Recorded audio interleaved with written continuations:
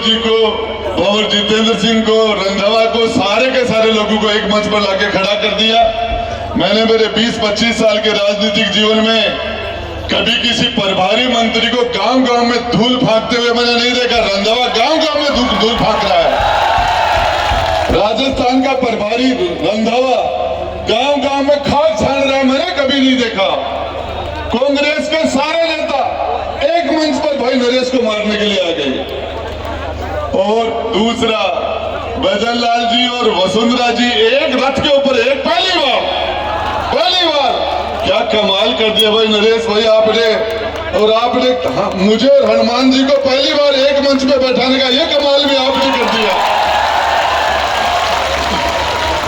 ये आज मंच पर पॉलिटिकली हम पहली बार बैठे। संजय सिंह जी, मैं आपको बताना चाह रहा हूँ, ये अंता का चुनाव, नरेश मीणा को कोई क्रांतिकारी बोलता है, कोई छात्र नेता बोलता है, कोई इसको युवा नेता बोलता है, मैं तो इसको इलाज बोलता हूँ। ओम बिड़ला का इलाज है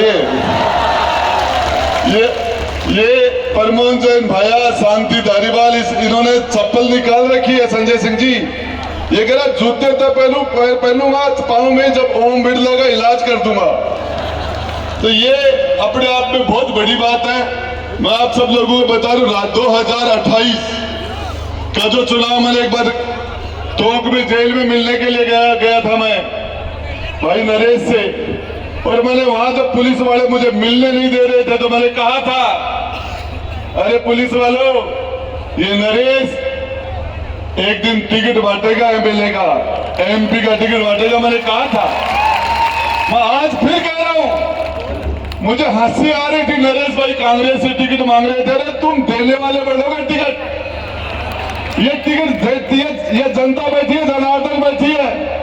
इस नरेश भाई को जिस तरीके से कुरुक्षेत्र के अंदर अभिमन्यु को सारे महाक्षु ने चारों तरफ से घेर के मारा, उस तरीके कांग्रेस और बीजेपी के सारे नेताओं ने मिलकर जो यात्राएं दी, पिछले 2 साल में तीसरा चुनाव है, जिस तरह की यात्राएं दी, इसके शरीर के ऊपर 1 इंच जगह ऐसी नहीं छोड़ी जहां से कोई कोड़े नहीं मारे हो, मार नहीं की हो। 1 साल से ज्यादा तो इसने जेल के अंदर अनशन में, पदयात्राओं में निकाल दिया।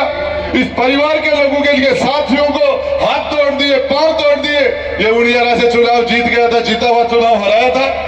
आज मैं फिर बताना चाह रहा हूं, ये अंता के लोगों को, अंता विधानसभा के लोगों को ये सौभाग्य है, नरेश मीणा विधानसभा के अंदर एक दिन सरकार को चैन की नींद नहीं सोने देगा, चैन से बैठने नहीं देगा, एक दिन भी। और सच्चाई है कह रहा हूं, इसके स्वभाव में लड़ना है, इसका काम है लड़ना है, चाहे विधानसभा में लड़ा हो, चाहे पार्लियामेंट में, चाहे सड़क में, जब तक जिंदा रहेगा लड़ता रहेगा ये। और ये जो सही बात है, जो आपके सोयाबीन के जो मुआवजे की मांगे थी, दूसरी बात है, जब भी यहाँ सारे नौजवान जो खड़े हैं, आप जो कुर्बानी दे रहे हो, जो लड़ाइयां लड़ रहे हो, जो संघर्ष कर रहे हो, 14 तारीख के बाद में किसी भी थानेदार ने थाने के अंदर, तहसील में, एसडीएम में, कलेक्टर हो, चाहे एसपी हो, आईएएस, आईपीएस, कोई भी अधिकारी किसी भी नौजवान के साथ, किसी किसान के साथ हाडोती के अंदर बदमाशी करने की सोचेगा, लूट करने की सोचेगा, तो सबसे पहले उस नौजवान के चेहरे में उसको नरेश का चेहरा याद आएगा। और फोन लगा के, फोन का बटन दबा के कह देना कि नरेश से बात करेगा, सीधा सुधर रहा है, 1 मिनट में इलाज हो जाएगा।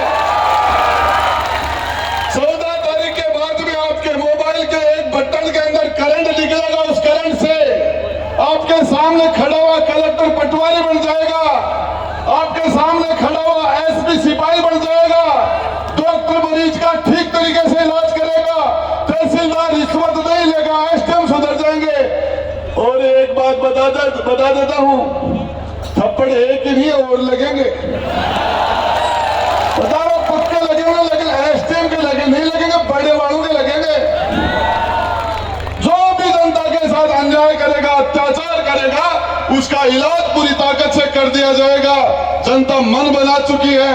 और आपको संजय सिंह जी, मैं बताना चाह रहा हूं, राजस्थान के अंदर कांग्रेस और बीजेपी ने मैच फिक्स कर रखा है, एग्रीमेंट कर रखा है। वसुंधरा राजे के सामने, यहाँ से बड़े बड़े नेता निकले, वसुंधरा जी के सामने अशोक गहलोत कमजोर कैंडिडेट देता है, अशोक गहलोत के सामने वसुंधरा कमजोर कैंडिडेट देती है।